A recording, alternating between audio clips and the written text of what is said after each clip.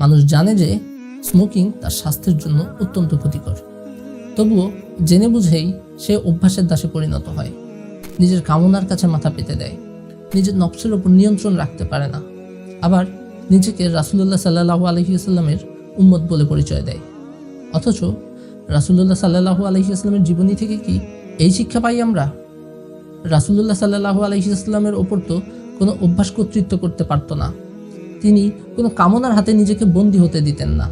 রাসূলুল্লাহ সাল্লাল্লাহু আলাইহি ওয়াসাল্লামের অনুসারী জান্নাত প্রত্যাশী ব্যক্তির মনোবল তো তারই মতো হওয়া উচিত। তিনি তো অন্য সকল সংকল্পের অধিকারী এবং সত্যর ক্ষেত্রে বজ্র কঠিন। এছাড়াও কুল ভাব নেওয়ার জন্য সিগারেট মুখে নেওয়া, স্মোকিং করা, এগুলো কোনো জান্নাত প্রত্যাশী ব্যক্তির অ্যাটিটিউড হতে পারে না। সো মাই ডিয়ার ব্রাদার্স, যথেষ্ট স্মোকিং করা হয়েছে। রমাদান হতে পারে এই বদভ্যাস ত্যাগ করার উত্তম সময়, কারণ সারাদিনের সিয়াম আপনাকে সাহায্য করবে স্মোকিংয়ের ব্যাড হ্যাবিট থেকে বেরিয়ে আসতে।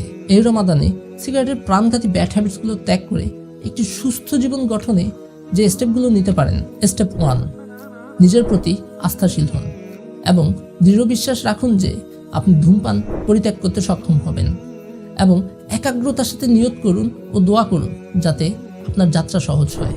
স্টেপ 2, পূর্ণরূপে সিগারেট ত্যাগ করার জন্য একটি দিন নির্ধারণ করুন। স্টেপ 3, এই দিনটির ব্যাপারে আপনার পরিবার এবং আপনার বন্ধুদেরকে অবগত করুন এবং তাদের থেকে সমর্থন আদায় করুন। স্টেপ 4, এই দিনের প্রভাতেই সিগারেট, লাইটার, ম্যাচের কাঠি বা সিগারেটের কোটা এমন প্রত্যেকটা জিনিস থেকে নিজেকে মুক্ত করে নিন এবং ধূমপানের কথা স্মরণ করিয়ে দিবে এমন প্রত্যেকটা বিষয় থেকে নিজেকে বাঁচিয়ে রাখুন। স্টেপ 5, বেশি বেশি পানীয় বা তরল খাদ্য গ্রহণ করুন। চা, কফি বা কোকাকোলার মতো জিনিসকে অন্য কোনো ভালো খাদ্য দ্বারা সাবস্টিটিউট করুন, যেমন ফলের রস বা অন্য কোনো ভালো শরবত হতে পারে। স্টেপ 6, হালকা খাবার গ্রহণ করুন এবং সবজি ও তরতাজা ফলমূল আহার করুন। স্টেপ 7, যখনই নিকোটিনের আসক্তি জেগে উঠবে, পুদিনার বীজ বা চুইংগাম বা আমলকি বা জিঞ্জারের মতো অন্য যে কোনো বস্তু দিয়ে নিজের মুখকে ব্যস্ত করে ফেলুন। স্টেপ 8, আপনার হাতকে সবসময় তসবি বা চাবির রিং বা কলম বা এ ধরনের যে কোনো জিনিস দিয়ে ব্যস্ত রাখুন। স্টেপ 9, যত সম্ভব ধূমপায়ীদের আড্ডা এড়িয়ে চলুন এবং নিজের বন্ধুবান্ধব, আত্মীয় স্বজন এবং অন্যান্য ধূমপায়ীদের জানিয়ে দিন যে আপনি ধূমপান ছেড়ে দিয়েছেন। স্টেপ 10, যখনই নিজের মধ্যে ধূমপানের আসক্তি অনুভব করবেন তখনই এই আসক্তির মোকাবেলা করবেন।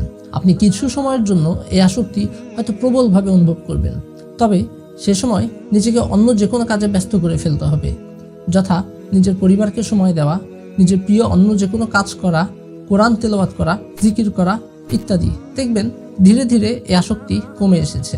স্টেপ 11, এই সময়ের মধ্যে এমন প্রত্যেকটা বিষয় থেকে আপনি দূরে সরে থাকুন যা আপনার স্নায়ুতন্ত্রকে উত্তেজিত করে তুলবে। স্টেপ 12, হালকা শরীর চর্চা করুন, যেমন স্বচ্ছ পরিবেশে হাঁটাচলা করা অথবা অন্য যে কোনো ধরনের এক্সারসাইজ করা। এই কয়েকটি স্টেপ অনুসরণ করার মাধ্যমে আপনি এই রমাদানেই নিজেকে নিকোটিন ফ্রি স্ট্রং ব্যক্তিত্বের অধিকারী হিসেবে গড়ে তুলতে সক্ষম হবেন ইনশাআল্লাহ। Level up this Ramadan. Discover your better version with us at Revive Yourself. طوبى للعبد إذا اغتنم رمضان تجلى